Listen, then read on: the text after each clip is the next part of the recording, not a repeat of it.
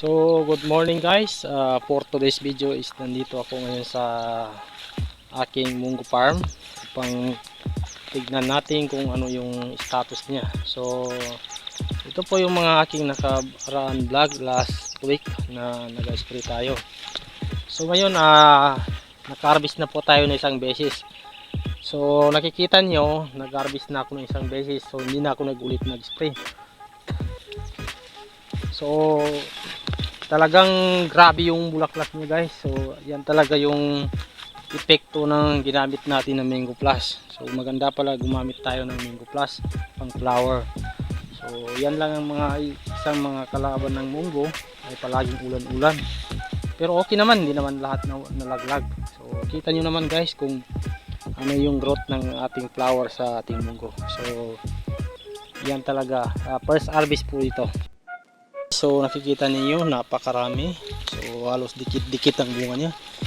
So ang ginawa ko dito, hindi na ako nag-apply ulit na pang pesticide. Yan, hindi na ako nag-apply para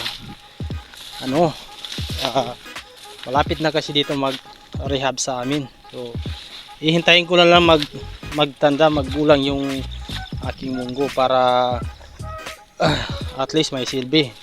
So hindi naman masama guys, kasi yung unang harvest ko nakabenta na kami na 2K plus. So balik na po yung kapital, meron pang ganansya. So ito makikita niyo napakaraming bulaklak. So talagang yung munggo pag inaalagaan talaga, bibigyan ka talaga ng production. Ito first time ko ito magmunggo na medyo delay ang mga chemicals, mga medisina. Pero sa next, kung aabutan natin by next year, ay pagandahin na natin. So, bilang farmer, kailangan talaga may alternate tayo na income para sa lupa. So, kailangan hindi lang palay ang ating alam, dahil kailangan nating farmers ay multi-purpose. Lahat ng uri na farm kung kaya lang natin gastusan, so gagawin natin. So yung mga hindi pa natin nagawa, try lang natin. So ang hindi ko pa nasubukan guys, pag tatanim ng watermelon, kay naalangan po ako sa gasto. Pangalawa, wala pong water pump itong bukid ko. So hindi na yan masama guys, kasi yung munggo natin napakarami, marami pa rin bunga. So naarbisan na ito ng isang beses. Yan, bali ang ginawa ko dito sa nag-harvest, hati kami. Kung ano makuha nila, magkakuha sila ng isang sako, hati kami doon para at least makuha rin lahat. Kaya hindi ko man kaya ito, kami lang ng mga anak ko. So yun lang ang ginawa ko guys, hati. Yan. Oh grabe, karaming bunga. Marami talaga as in. Yan guys, oh. Kapal. Masyaallah. Kapal talaga guys, oh.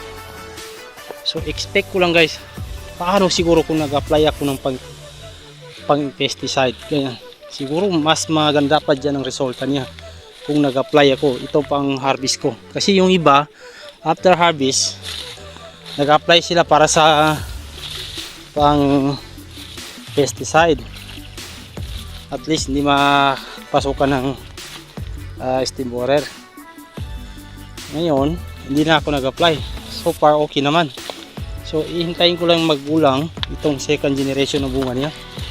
Kung maggulang na yan, mag-harvest naman tayo ulit. So yan, oh, nakikita niyo guys, kaganda talaga. First time ko magmunggo na ganito. Pero ang alam ko lang ng mga mistake ko dito, masyadong makapal daw. Kapal masyado yung pagtapon ko, pagtanim. So hindi pala maganda yung masyadong makapal. Kailangan talaga tamang-tamang lang yung kapal niya. Parang ganito, manipis lang, para meron silang distansya sa isa't isa. So ito guys, sa kabuuan nasa 1 hektar po ito.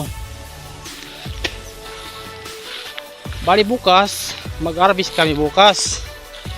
Try namin mag-harvest bukas, kami-kami lang. Kaya nagsurvey ako dito para tignan ko kung volume na ba yung bunga niya. Kasi kung volume na, magtawag ako ng mag-harvest. Kaso hindi volume. So matamad yung tao dito. Ayan, sabihin ko lang sa mga tao na hindi volume magbunga niya. So kami-kami lang ang mag-harvest dito. So yan guys, ito lang yung short vlog natin sa pagmumunggo. Paki-comment lang kung anong masuggest niyo dito sa pagmumunggo. Kung anong kulang, anong mga diskarte. Kasi first time ko pa ito magmunggo. Yan. So hanggang dito lang yung short vlog natin guys. Thank you for watching and happy Eid al-Fitr.